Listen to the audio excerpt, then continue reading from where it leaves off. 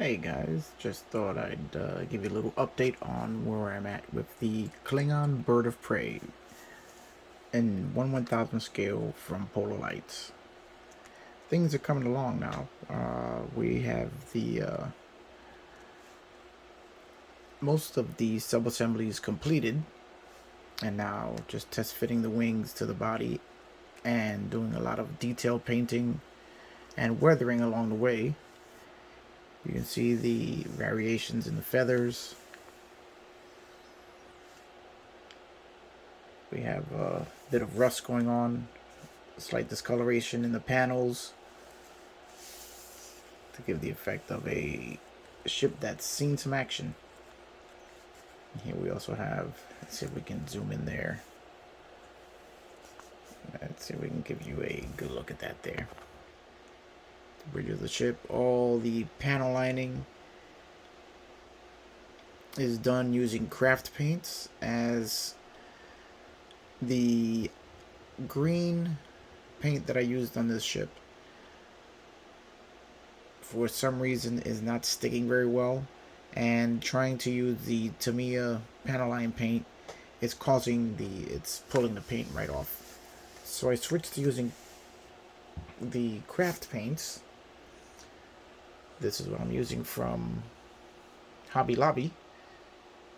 Inexpensive, $1.49, and thin it down quite a bit, and it works almost as well as the Tamiya does. As for the weathering, I've been using the Tamiya weathering powders. You can get them in all different colors.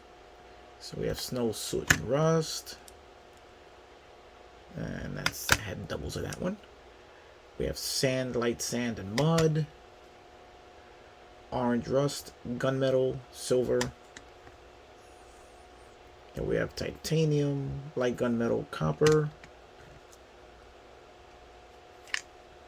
There's an interesting one. Burnt blue, burnt red, oil stain.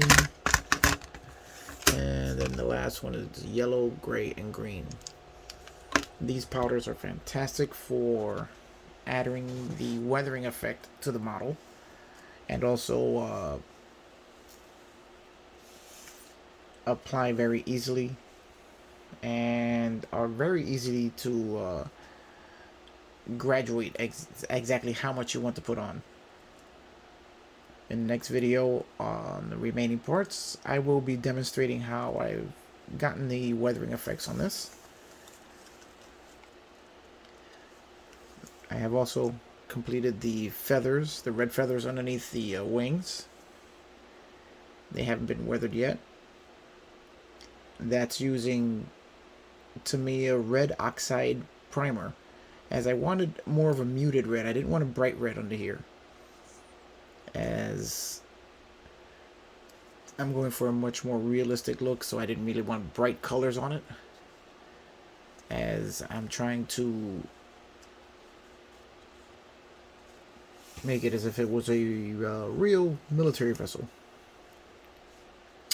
Now, here we have the cannons, which, strangely enough, and it's probably because of the paint, I put the cannon on the wing and I didn't expect it to hold very tightly, as I demonstrated earlier in one of the other videos. But now the paint apparently seems to have tightened the fit of the cannon on the wing, and now it's on there pretty tight with no glue. So it's we'll just see how long it stays on there. Here we have the first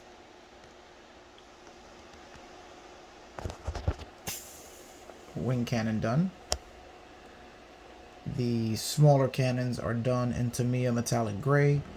The main cannon is done as an alclad, I forget which color it was. I think it was burnt gold or burnt pale metal. And then the scorch marks on the gun are done with alclad burnt iron. Gives a really nice effect of a gun that's been used. I'm really happy with the way that came out. These smaller cannons haven't been weathered yet, but they're also going to have some burnt metal weathering put on there. The entire gun itself needs to be weathered. The entire wing portion of the cannon needs to be weathered. Took a few liberties with the colors as I just wanted to make something a little more interesting to look at there. So these colors may not be exactly canon, but it does make it much more visually interesting. Especially the bright work on the cannon in comparison to the flat muted tones of the rest of the ship. I think it's a nice contrast that really makes it stand out. Now the other wing has just been placed on there, as it also has not been weathered. You can see if we look above the difference between just paint and paint with all the weathering effects done to it. It really does bring a model to life. The underside of it has also been completely done. We have applications of rust, sand, the titanium coloring from using the weathering powders. I gotta say, I really recommend them if you're into weathering and dirtying it up and dirtying up a model. Then I gotta tell you that it's really worthwhile to pick those up. This piece here, I am gonna tell you that you're gonna end up gluing it in, as I know this is supposed to be a snap fit kit, but that piece will not stay in without a little bit of help. Alright, well, that's it for now, guys. She's coming along, and I love the way it's turning out. Alright, I will see you on the next one. And like and subscribe, follow along. This build is going really nicely, and I can't wait to keep working on this thing. This truly is the star of the kit, as the Oberth is not going to be anywhere near as interesting or fun to build as the Klingon ship is.